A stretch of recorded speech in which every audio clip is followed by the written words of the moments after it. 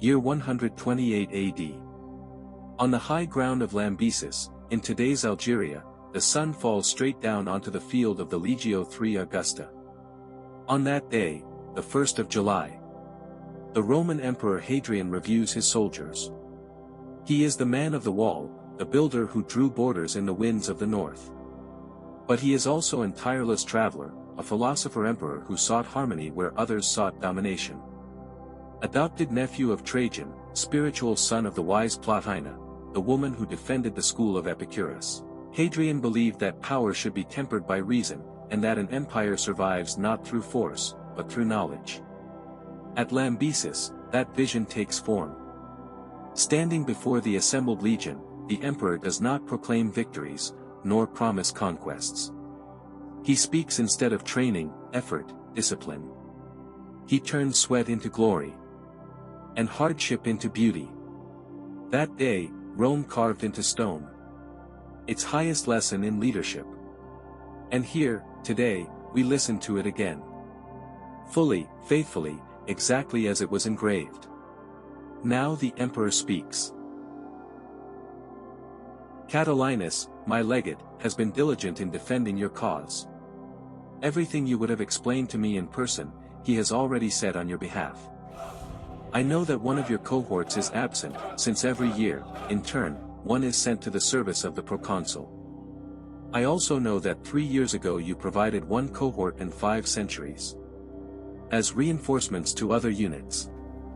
I know that your many and scattered postings keep you divided, and that in my own memory you have twice changed camps, and even built a new one. For all this, I could have considered you excused, if anything had been lacking in your exercises. But it seems to me that there has been no negligence at all. You need no excuses. Do not let the hope of easier days make you softer with yourselves. You have accomplished much. And with beauty. You shine, yes, you shine under the leadership of Catilinus, my legate, a most distinguished man of great virtue. Your primi ordines and your centurions have behaved, as always, with agility and strength. Military exercises have, in a sense, their own laws. If something is added or removed, they become either easier or harder.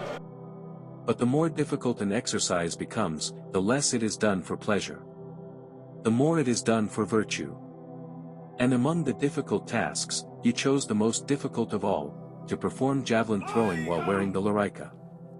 You did it without injury, indeed with great courage. And for that, I commend you. You built a long wall, the kind made for camps meant to endure, and you did not stop until it was finished. You worked with stones large, heavy, irregular. Stones no one can lift or place, except by matching their roughness one to another.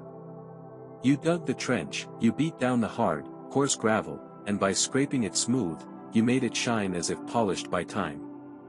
Your work is approved. Then you swiftly entered the castra, took food and arms, and when the cavalry was launched onto the field, you pursued it with great shouting, driving it back as in a real battle. I praise you for dedicating yourselves to this exercise, which is the image of true combat. By training in this way, I can say to you with full conviction, you are worthy of praise. Cornelius, your prefect, has fulfilled his duty with steadfast spirit. I do not like, nor did the divine Trajan, my teacher, those disorderly charges, where a rider crosses covered passages, or a foot soldier cannot see where he steps, or tries to rein his horse and cannot, and ends up the victim of pits and roofs he did not see. If you truly wish to fight, you must confront each other in open ground, as against a real enemy. In war, nothing must be done without caution. It is difficult for the cavalry of the cohorts to distinguish itself alone, and even more difficult not to falter. After the exercise of the Allard cavalry, the field changes, the numbers change, more javelin throwers, more Cantabrian horse, dense lines of riders, weapons gleaming according to rank and pay. And yet you overcame fatigue with the fire of your dedication. You did everything that needed to be done. And more. You hurled stones with the sling, you fought with missilia, projectiles of every kind.